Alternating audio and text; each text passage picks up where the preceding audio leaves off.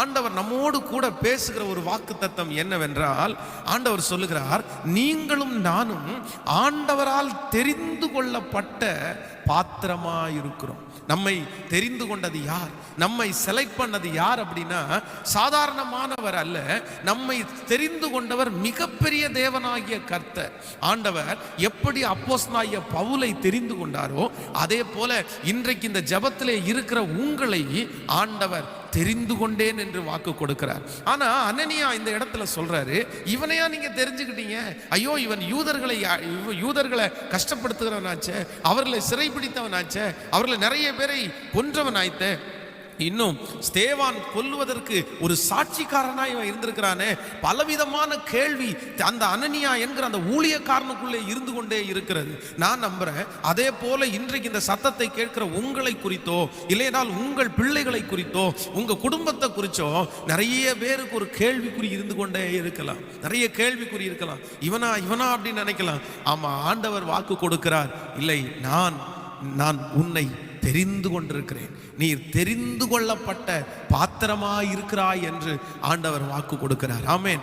ஆண்டவருடைய பிள்ளைகளே, இந்த வேத பகுதியிலே ஒரு 3 காரியங்களை உங்களோடு கூட சொல்லி உங்களுக்காக ஜெபிக்க போறேன். அப்போஸ்தலனாகிய பவுலை ஆண்டவர் எதற்காக தெரிந்து கொண்டார், அதே போல இன்றைக்கு இந்த சத்தத்தை கேட்கிற உங்களையும் என்னையும் இல்லையென்றால் உங்களுடைய பிள்ளைகளையும் நம்முடைய குடும்பத்தையும் ஆண்டவர் உலகத்திலிருந்து, நீங்களும் நானும் நிறைய பேர் விக்கிரக ஆராதனையில் இருந்தோம், நிறைய பேர் ஆண்டவரை குறித்த அறிவில்லாமல் இருந்தோம். ஆனால் நம்முடைய வம்சத்திலே நம்முடைய குடும்பத்திலே எத்தனையோ 1000 பேர் இன்னும் ரட்சிக்கப்படவில்லை, எத்தனையோ 1000 பேர் இன்னும் அந்த கட்டுகளிலே தான் இருக்கிறார்கள். ஆனா ஆண்டவர் உங்களையும் என்னையும் மட்டும் தெரிந்து கொண்டதற்கு ஒரு பெரிய நோக்கத்தை கர்த்தர் வைத்திருக்கிறார். அப்போஸ்தலனாகிய பவுலை தெரிந்து கொள்வதற்கு ஆண்டவர் ஒரு நோக்கத்தை வைத்திருப்பாரேயானால் இந்த சத்தத்தை கேட்கிற நம்மையும் ஆண்டவர் தெரிந்து கொள்வதற்கு ஒரு நோக்கத்தை ஆண்டவர் வச்சிருக்கிறாரு. சோ இந்த அப்போஸ்தலனாகிய பவுலை ஆண்டவர் தெரிஞ்சு கொண்டதுக்கு நோக்கம் என்னன்னா, நம்பர் 1, முதலாவதாக நம்ம வாசிக்கும் போது அப்போஸ்தலர் 22ஆம் அதிகாரத்தை எடுத்துக்கொள்ளுங்கள். அப்போஸ்தலர் 22ஆம் அதிகாரத்தில் நம்ம 3வது வசனத்தை நம்ம வாசிக்க போகிறோம்.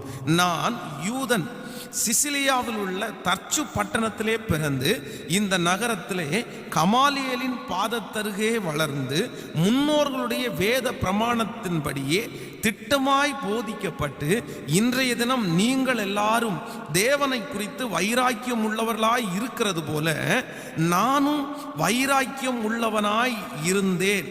நன்றாய் கவனிங்கள். நான் இந்த மார்க்கத்தாராகிய புருஷரையும் ஸ்திரீகளையும் கட்டி சிறைச்சாலைகளிலே ஒப்புவித்து மரண பரியந்தம் துன்பப்படுத்தினேன். நான் யூதன்.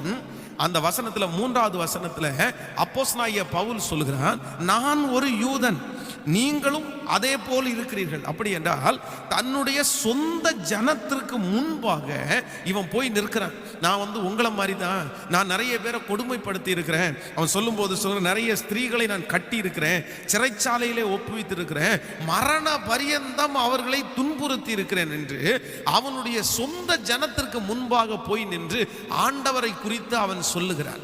அப்போ அப்போஸ்தலனாகிய பவுலை ஆண்டவர் தெரிந்து கொண்டதனுடைய மிகப்பெரிய நோக்கம் என்னன்னா, உன் ஜனத்திற்கு முன்னாடி உன் சொந்தத்திற்கு முன்பாக உன்னை நிறுத்துகிறதற்காக நீ தெரிந்து கொண்ட பாத்திரமாய் இருக்கிறாய். நான் தீர்க்க தரிசனமாய் சொல்லுகிறேன், என் அன்பு தேவனுடைய பிள்ளையே, ஆண்டவர் உங்களுடைய புற ஜாதியில் இருந்த உங்களை, அடிமைத்தனத்திலே இருந்த உங்களை ஏன் தெரிஞ்சுக்கிட்டார் அப்படின்னா, நான் விசுவாசிக்கிறேன், உங்க ஜனத்திற்கு முன்னாடி உங்க சொந்தக்காரங்களுக்கு முன்பாக ஆண்டவர் ஒரு நாள் உங்களை சாட்சியாய் நிறுத்துவதற்காகத்தான் அவர்கள் நடுவிலிருந்து ஆண்டவர் உங்களை செலக்ட் பண்ணியிருக்கிறார், தெரிந்து கொண்டிருக்கிறார். ஹல்லேலூயா. இன்றைக்கு ஒருவேளை சொந்தக்காரர்களுக்கு முன்பாக நீங்கள் அவமானப்பட்டிருக்கலாம். இன்றைக்கு ஒருவேளை அவர்களுக்கு முன்பாக மதிக்கப்படாத பொருளாய் இருக்கலாம். இன்றைக்கு ஒருவேளை நாம் இந்த மார்க்கத்தில் வந்ததிலிருந்து நிறைய பேர் உங்களை பார்த்து ஏளனமாய் சொல்லலாம். உங்க சொந்தக்காரர்களுக்கு முன்பாக நீங்கள் தலை நிமிர்ந்து நிற்க முடியாதவர்களாய் இருக்கலாம். அவர்களுக்கு முன்பாக ஒரு ஃபங்க்ஷன் கூட உங்களால போக முடியாம இருக்கலாம். அந்த சொந்தத்துக்கு முன்பாக நான் நிற்க விரும்பல, அவர்களுக்கு முன்பாக நான் தாழ்ந்து இருக்கிறேன், அவர்களுக்கு முன்பாக நான் குறைவா இருந்திருக்கிறேன். அவங்க எல்லாம் சொல்லலாம், இந்த மார்க்கத்திற்கு போனதுனால தான் உனக்கு இப்படி வந்துருச்சுன்னு சொல்லலாம். நீ இப்படி விட்டுட்டு போன இல்ல, அதனால தான் நீ இங்க வா, உனக்கு நான் அதை தருவோம், இதை தருவோம், நான் உங்களை இப்படி பண்ணுவோம், அப்படி பண்ணுவோம், என்னென்னமோ உங்களை பார்த்து சொல்லலாம். ஆனால் ஆண்டவர் இன்றைக்கு யாரோ ஒரு நபருக்கு கர்த்தர் தீர்க்க தரிசனமா சொல்றாரு, அப்போஸ்தலனாகிய பவுலை அந்த பிடியிலிருந்து, அந்த சொந்தங்களில் இருந்து, அவர்களுடைய ஒரு மாயையான கட்டில் இருந்து அவர்களுக்கென்றே ஒரு வரைமுறை வைத்திருந்தார்கள், அவர்களுக்கென்றே ஒரு கடவுளை வைத்திருந்தார்கள், அவர்களுக்கென்று ஒரு சத்தியத்தை வைத்திருந்தார்கள். அவர்களிடத்திலிருந்து ஆண்டவர் அப்போஸ்தலனாகிய பவுலை எடுத்து வேறு விரித்து கொண்டு வந்து திரும்பவும் அவங்களுக்கு முன்னாடி கர்த்தர் அவனை ஒரு பெரிய சாட்சியாய் கர்த்தர் நிறுத்தினார்.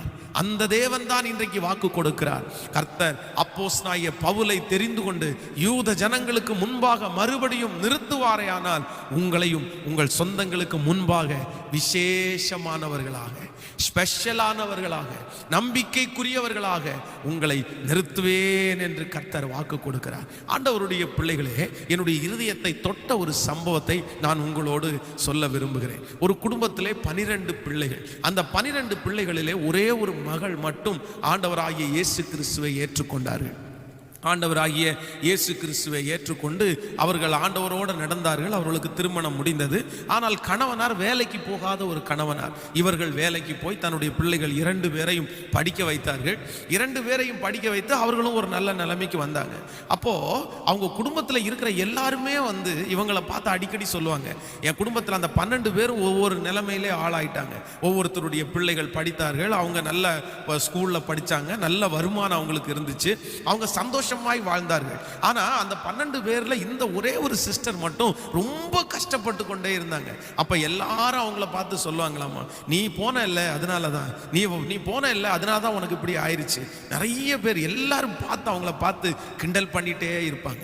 அவர்களிடத்துல போய் யாராவது ஒருத்தர் கேட்டா சொல்லுவாங்களாமா, எங்க 12 பேர்ல இந்த ஒருத்தி தான் இப்படி போயிட்டா, அவ அப்படி போனதுனால நீ ரொம்ப கஷ்டப்பட்டுட்டு இருக்கா அப்படின்னு சொல்லுவாங்களாமா. ஆனால் நாட்கள் தாண்டினது. திடீரென்று ஆண்டவர் ஒரு மிகப்பெரிய அற்புதத்தை கர்த்தர் செய்தார். அவனுடைய மகனுக்கு வெளிநாட்டில் ஒரு வேலை கிடைச்சிச்சு. அந்த வேலைக்கு போகும்போது பார்த்தீங்க அப்படின்னா அவங்க சொந்தத்தில் 12 பேர் இருக்கும்போது அந்த 12 பேருடைய பிள்ளைகள் நிறைய பேர் படிக்கிறதற்காக வெளிநாடு போனார்கள். படிக்கிறதுக்காக வெளிநாடு போய் படித்து முடிச்சுட்டு திரும்ப வந்தாங்க. ஆனால் அவங்க குடும்பத்திலே ஃபஸ்ட்டு வேலைக்கு போனது யாருன்னா இவங்க குடும்பத்திலேருந்து ஒரு நபர் வெளிநாடுல வேலைக்கு போய் நல்ல சம்பாத்தியத்தை சம்பாதித்து அந்த குடும்பத்தை இப்பொழுது தலை நிமிர பண்ணி அந்த 12 பேரை விட ஆண்டவர் அவர்களை வெற்றி சிறந்தவர்களாக நிற்க வைத்திருக்கிறார். நான் நம்புறேன், காலம் வரும் ஆண்டவருடைய பிள்ளைகளை, ஒரு சில வருடங்கள் ஆண்டவர் உங்களை இந்த பாதையில நடத்தலாம், ஒரு சில மாதங்கள் ஆண்டவர் இந்த பாதையில உங்களை நடத்தலாம். ஆனா ஆண்டவரை முறுமுறுக்காதீங்க, ஆண்டவரை தூஷிக்காதீங்க. ஆண்டவரே உங்களை தேடி வந்தேனே, இவங்க எல்லாம் என்ன இப்படி பேசுறாங்களேன்னு நினைக்க வேண்டாம். நீங்கள் நம்பிக்கையா இருங்கள். அவர்களோடு இருக்கிறவர்களை விட நம்மோடு இருக்கிறவர் பெரியவர், நம்மோடு இருக்கிறவர் நல்லவர், நம்மோடு இருக்கிறவர் அதிசயங்களை செய்கிற கர்த்தர், அவர்களை விட வெற்றி சிறக்க பண்ணுகிற கர்த்தர் தான் இருக்கிறார். நீங்கள் முழங்கால் படியிட்டு நீங்கள் ஜெபிக்க வேண்டியது என்னவென்றால், தகப்பனே நீர் பெரியவர் அல்லவா, நீர் பெரியவர் அல்லவா, எங்கள் சொந்தங்களை விட எங்களை வெற்றியாய் நடத்துறதுக்கு உங்களால முடியாதப்பா, உங்களுக்கு வல்லமை இருக்குதானே ஆண்டவரே அப்படின்னு ஆண்டவரிடத்துல விசுவாசித்து என்னை கனப்படுத்துங்க ஆண்டவரேன்னு நீங்க ஜெபம் பண்ணுங்க. நான் நம்புறேன், கர்த்தர் உங்களை தெரிந்து கொண்டது உண்மையானால் அவர்களுக்கு முன்பாக விலையேறப்பெற்ற பாத்திரமாய், உன் ஜனங்களுக்கு முன்பாய், உன் சொந்த ஜனங்களுக்கு முன்பாய் ஆண்டவர் உங்களை ஒரு நாள் வெற்றியுள்ள பாத்திரமாய் நிறுத்துவேன் என்று வாக்கு கொடுக்கிறார். ஹல்லேலூயா. கரங்களை உயர்த்தி நீங்கள் ஒரு ஹல்லேலூயா சொல்லுங்கள். நீங்கள் என்னை நேரிலே பார்த்து கொண்டிருக்கிற அன்பு தேவனுடைய பிள்ளையே, இந்த ஃபாஸ்டிங் ப்ரேயர்ல ஆண்டவர் சிலருக்கு வாக்கு கொடுக்கிறார். சிலருடைய கரத்தை பிடிச்சு சொல்றாரு, மகளே உன்னை தெரிந்து கொண்டதற்கு ஒரு நோக்கமும் இல்லைன்னு நினைக்காத. என்னை தெரிந்து கொண்டதுக்கு ஒரு நோக்கமும் இல்லை பாஸ்டர். நான் கஷ்டப்படும்படியாய் தெரிந்து கொள்ளப்பட்டவன், நான் வருத்தப்படும்படியாய் தெரிந்து கொள்ளப்பட்டவன். இல்லை இல்லை இல்லை இல்லை, நீ எதற்காக தெரிந்து கொள்ளப்பட்டீங்க தெரியுமா? உன் சொந்த ஜனத்திற்கு முன்பாக ஆண்டவர் உங்களை நிறுத்தும்படியாய் உன் தெரிந்து கொண்ட பாத்திரம். அப்போஸ்தலனாகிய பவுலை அதற்காகத்தான் தெரிந்து கொண்டார். நம்பர் 2, இரண்டாவதாக ஆண்டவருடைய பிள்ளைகளே, ஆண்டவர் இந்த அப்போஸ்தலனாகிய பவுலை எதற்காக தெரிந்து கொண்டார் என்கிறதை குறித்து அப்போஸ்தலர் 13ஆம் அதிகாரத்தை நீங்கள் எடுப்பீர்களே ஆனால் அப்போஸ்தலரின் 13ஆம் அதிகாரம் 42வது வசனத்தை நம்ம வாசிக்க போகிறோம். 42வது வசனத்தை நாம் வாசிக்கும் போது, அவர்கள் யூதருடைய ஜெப ஆலயத்திலிருந்து புறப்படுகையில் அடுத்த ஓய்வு நாளிலே இந்த வசனங்களை தங்களுக்கு சொல்ல வேண்டும் என்று புறஜாதியார் வேண்டிக் கொண்டார்கள். நன்றாய் நீங்கள் கவனிங்கள். அந்த இடத்துல அவர்கள் யூதருடைய ஜெப ஆலயத்திலிருந்து புறப்படுகையில் அடுத்த ஓய்வு நாளிலே இந்த வசனங்களை தங்களுக்கு சொல்ல வேண்டும் என்று புறஜாதியார் வேண்டிக் கொண்டார்கள். இந்த இடத்துல ரொம்ப அழகான ஒரு வசனம் சொல்லப்பட்டிருக்கிறது. அப்போஸ்தலனாகிய பவுலை பார்த்து அவனுடைய சொந்த ஜனத்திற்கு முன்பாக அவன் நின்றது மட்டுமல்ல, இப்ப புறஜாதியான ஒரு கூட்டம் வருது. ஆண்டவரை அறியாத இவர்களுடைய ஆட்கள் இல்லாம ஒரு புறஜாதியார், அந்நியர்னு வச்சுக்கோங்களேன், அந்த இவனுக்கு தெரியாத நபர்கள். இந்த தெரியாத நபர்கள் வந்து என்ன சொல்றாங்க அப்படின்னா, எங்களுக்கு ஒன்றும் செய்யணும், இந்த வசனங்களை குறித்து எங்களுக்கு சொல்லித்தர வேண்டும் என்று வேண்டிக் கொண்டார்கள். எங்களுக்கு சொல்லி தரணும்னு வேண்டிக் கொண்டார்கள். ஸோ அப்போஸ்தலனாகிய பவுலை ஆண்டவர் தெரிந்து கொண்டதற்கு இரண்டாவது காரணம் என்ன அப்படின்னா, நான் நம்புறேன், புற ஜாதிகளுக்கு முன்பாக ஆண்டவர் அவனை நிற்க வைக்கிறதற்காகத்தான் கர்த்தர் தெரிந்து கொண்டார். ஸோ ஆண்டவரை அறியாத ஜனங்களையும் அவன் தொடும்படியாகத்தான் ஆண்டவர் அவனை தெரிந்து கொண்டார். நான் நம்புறேன், ஆண்டவருடைய பிள்ளைகளே, உங்களை ஆண்டவர் எதற்காக செலக்ட் பண்ணார் தெரியுமா? நம்பர் 2, ஆண்டவர் எதற்காக தெரிந்து கொண்டார் என்றால், புற ஜாதிகளுக்கு முன்பாக உங்களை கர்த்தர் நிற்பாற்றுவதற்காக. தெரியாத ஜனம், அறியாத ஜனம், நீங்கள் அறியாத ஜனங்களுக்கு முன்பாய் ஆண்டவர் உங்கள் தலையை அலங்கரிப்பார், உங்களை ஆண்டவர் அலங்கரிப்பார்.